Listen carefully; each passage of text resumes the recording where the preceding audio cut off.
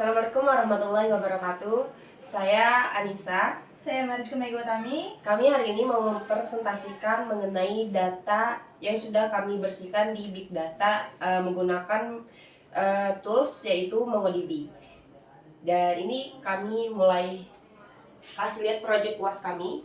Yang pertama, kami mengambil data ini dari Kaggle, yang mana data yang kami ambil adalah data KP, yang itu berisikan tentang transaction ID, item, quantity, terus juga harga per unitnya, terus ada total spend, terus tuh ada payment metode, location, transaction, dan juga transaction data. Nah, di situ ada 8 kolom yang kami ambil data tersebut dari Kaggle ini. Nah, di sini ada beberapa proses yang kami gunakan di MongoDB, yaitu ada 3 proses. Pertama ada lowercase semua teksnya. Ini untuk mengubah menjadi suatu huruf-huruf kecil supaya ini bisa konsisten kayak gitu. Karena menurut kami melakukan agregasi ini supaya bisa lebih dimaksimalkan datanya. Terus juga ada menghapus baris yang mengandung nilai kosong. Jadi jika ada nilai nunan atau error atau kosong, di situ kami hapus baris-barisnya kayak gitu untuk bisa dinormalisasi. Lalu yang ketiga adalah mengganti nilai tidak diketahui dan error menjadi none kayak gitu. Nah, data-data kosong tadi udah dihapus, mungkin diganti dulu baru dihapus menjadi yang kosong-kosong itu dihapus kayak gitu untuk seluruh barisnya.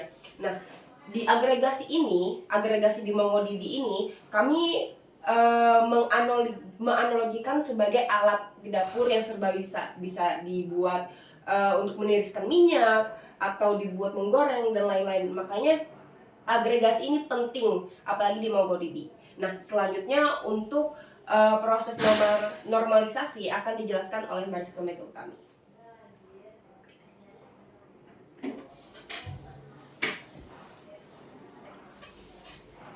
Baik, terima kasih Anissa. Selanjutnya normalisasi.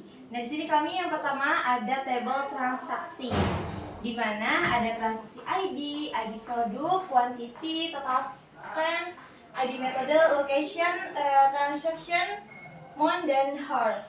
Nah, di sini kita membuat atribut baru yaitu ID produk dan ID metode. Untuk merelasikan antara table transaksi, table pembayaran, metode pembayaran sama table produk.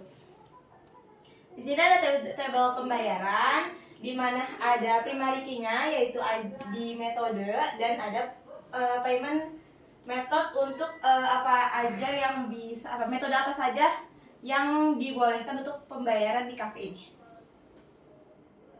Dan yang terakhir ada table produk. Nah, di sini kita juga membuat atribut baru yaitu ID produk yang sudah tadi saya jelaskan. Dan di sini ada juga atribut-atribut lainnya yaitu nama produk, harga satuan juga. Dan atribut ID produk ini menjadi primary key yang menjadi penghubung antara table produk dengan table transaksi. Dan di sini ada agregasi. Di sini kita menggunakan 5 function. Yang pertama di sini untuk total transaksi, di mana kita membuat total transaksi itu dari account fungsi account, di mana kita akan menghitung jumlah dari si transaksi itu. Terus juga yang kedua ada total pendapatan. Nah, total pendapatan ini kita menggunakan fungsi group, yaitu untuk mengelompokkan menjadikannya satu grup gitu.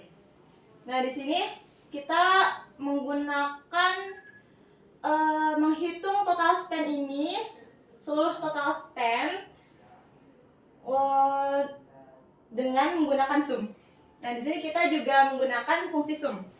Nah, yang ketiga di sini kita juga menghitung rata-rata quantity. Jadi rata KTG ini maksudnya KTG itu quantity kita efisiensikannya. Terus di sini ada kita grupkan juga. Di sini ada kita menghitung rata-rata kuantitinya menggunakan average rata-rata. Terus juga dalam felt kuantitinya. Terus yang keempat ada transaksi per lokasi. Jadi kita menggrupkan juga lokasi yang ada di kafe itu dengan menggunakan jumlah, yaitu menggunakan fungsi sum. Terus juga ada nomor 5, pendapatan per bulan. Nah, pendapatan per bulan ini kita kelompokkan juga nih bulannya. Setelah itu kita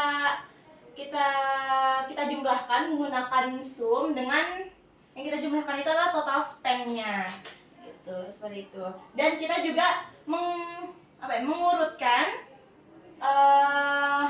mengurutkan sesuai dengan ID unitnya, gitu, seperti itu. Mau lanjut. Dan ini adalah hasil agregasinya dengan 5 fungsi tersebut. Yang pertama ada total transaksi. Jadi yang tadi sudah kita hitung, total transaksinya itu adalah 999.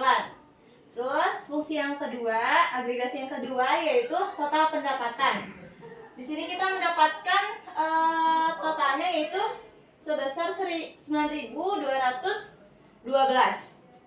Dan ada agregasi ketiga yaitu dengan rata KTY, rata-rata dari kuantitinya. Rata-rata kuantitinya di sini ada 3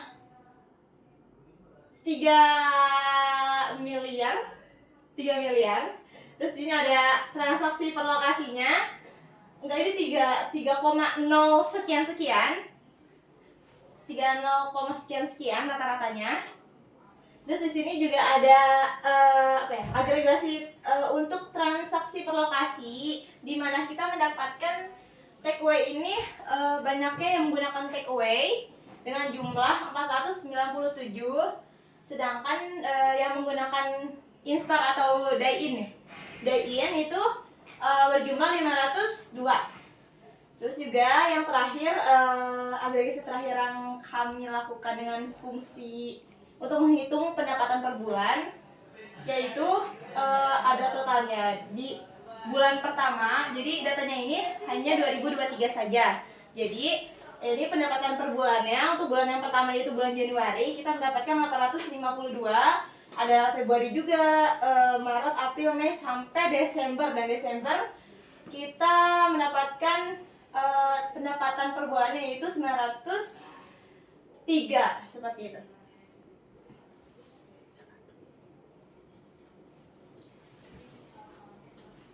Oke, sebelum ditutup mungkin ada sedikit tambahan. Di sini karena fungsi agregasi itu ada memiliki 3 fungsi, yaitu adalah meringkas. Yang sudah dilakukan oleh Mariska saat ini adalah dia sudah meringkas data-datanya ini. Lalu yang kedua adalah menganalisa. Kita bisa menganalisa total pendapatan per bulannya, total pendapatan rata-rata kuantitinya, dan lain-lain. Lalu yang terakhir adalah untuk kita bisa mengecilkan lagi kayak gitu, membuat data yang banyak tersebut menjadi data yang cukup mudah untuk dipahami. Nah, ini adalah fungsi dari agregasi yang sudah dijelaskan oleh Mariska sebelumnya, dan kami rasa sekian dari kelompok kami. Selebihnya mohon maaf. Wassalamualaikum warahmatullahi wabarakatuh.